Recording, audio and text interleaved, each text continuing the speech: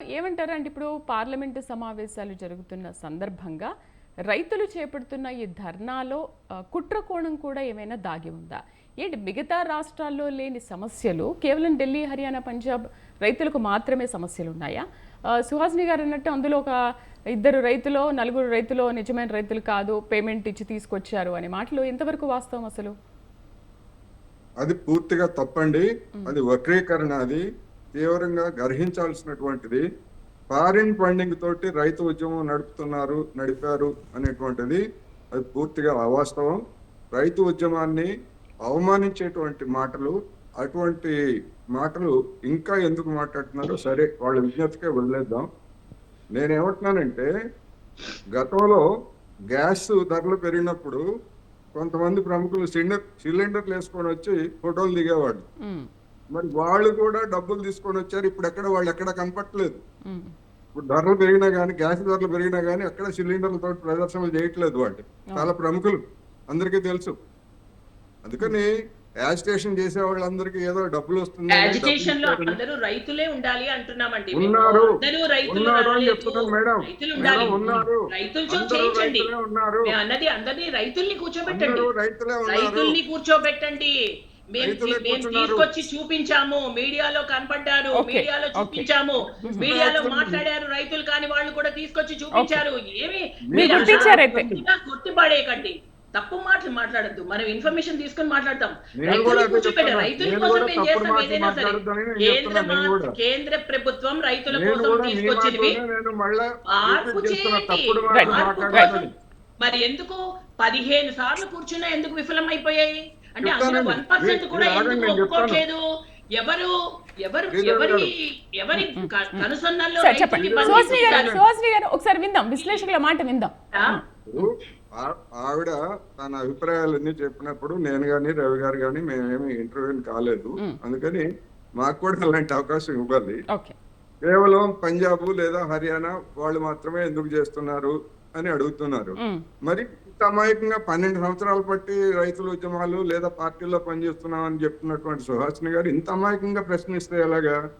అనేక రాష్ట్రాల్లో అసలు ఎఫ్సిఐ సేకరణగా లేదు. మొత్తం పంజాబ్ లోను, హర్యానాలోను లేదా ఉత్తరప్రదేశ్ లో బాగా వ్యవసాయ పంటలు పండేటువంటి రాష్ట్రాల్లో ఎఫ్సిఐ సేకరించకపోతే అక్కడ వాళ్ళ మార్కెట్ మొత్తం రైతాంగ వ్యవస్థ కుదేలైపోతుంది. ఫస్ట్ ఎఫెక్ట్ అయ్యేటువంటిది వాళ్ళకే. అందుకని వాళ్ళు వెంటనే స్పందించారు. ఇప్పుడు బీహార్ ఉంది, బీహార్లో అసలు మార్కెట్ కమిటీలు లేవు, సేకరణ లేదు, మట్టి లేదు, ఏమీ లేదు, గాలి వదిలేశారు. వాడికి ఏ చట్టం ఉంటే ఏముంది అక్కడ రైతుకి? బీహార్లో ఉన్నటువంటి రైతుకి చట్టం ఉంటే ఏముంది, చట్టం లేకపోతే ఏముంది? అందుకని మంది కాదులేమని చెప్పేసి బీహార్లో ఉన్నటువంటి రైతు లేదు. రెండోది, అక్కడ మిగులు లేదు, ధాన్యం కానీ గోధుమలు కానీ ఎగుమతి చేసి ఇతర రాష్ట్రాలకు చేసేటువంటి మిగులు లేవు. అందుకని బీహార్లో రాలేదు కనుక బీహార్ అంటే బీహార్లో తెలియగల వాళ్ళు, పంజాబ్లో ఉన్నటువంటి వాళ్ళు ఫారిన్ ఫండింగ్ ఏం మాట్లాడతారండి? మొత్తం ఎఫ్సిఐ ఏ రాష్ట్రం నుంచి ఎంత సేకరిస్తా ఉందో, ఎవరికి ఎఫెక్ట్ అవుతుందో తెలీదా రైతులకి? డెఫినెట్ గా దానిలో ఇప్పుడు రవి గారు చెప్పినట్టుగా మళ్ళీ నేను రిపీట్ చేయను, మొత్తం అంతా కూడా మార్కెట్ కమిటీలని, మార్కెట్ యార్డుల్ని వీటన్నింటిని తీసేసి కార్పొరేట్ల దయాదాక్షిణ్యాలు. అసలు నేను ఒకటే అడుగుతున్నా, డెమోక్రసీ గురించి చెప్తారు, పార్లమెంట్ల ముందు ప్రమాణం చేస్తారు. వ్యవసాయం అనేటువంటిది ఉమ్మడి జాబితాలో ఉన్నప్పటికీ రాష్ట్రాలు ప్రధానంగా ఇంప్లిమెంట్ చేస్తాయి.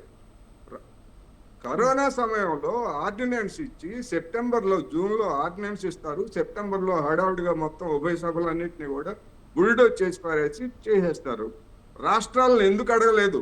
వ్యవసాయ ప్రధాన రాష్ట్రాలు కదా, రాష్ట్రాల సబ్జెక్ట్ కదా మెయిన్. రాష్ట్రాలను ఎందుకు అసలు అడగలేదు అనేటువంటి ప్రశ్న ఇప్పటికీ అడుగుతున్నాను నేను. రెండోది, అప్పుడు ఏం చెప్పారు? అసలు రైతు ఎక్కడికైనా అమ్ముకోవచ్చు, ఎక్కడైనా ఎగుమతి చేసుకోవచ్చు అని చెప్పి కబుర్లు చెప్పారు. మరి అదే ప్రభుత్వము ఏడాదికి పైన బియ్యం ఎగుమతి చేయడానికి వీల్లేదు, ఉల్లిపాయలు ఎగుమతి చేయడానికి వీల్లేదు, పంచదార ఎగుమతి చేయడానికి వీల్లేదు, గోధుమ ఎగుమతి చేయడానికి వీల్లేదని నిషేధం పెట్టింది ఎవరండి? ఇదే కేంద్ర ప్రభుత్వం, ఇదే నరేంద్ర మోడీ గారు కదా. మరి యాజిటేషన్ సందర్భంగా చెప్పినటువంటి కబుర్లు ఏమిటి, తర్వాత ఆచరణ ఏమిటి?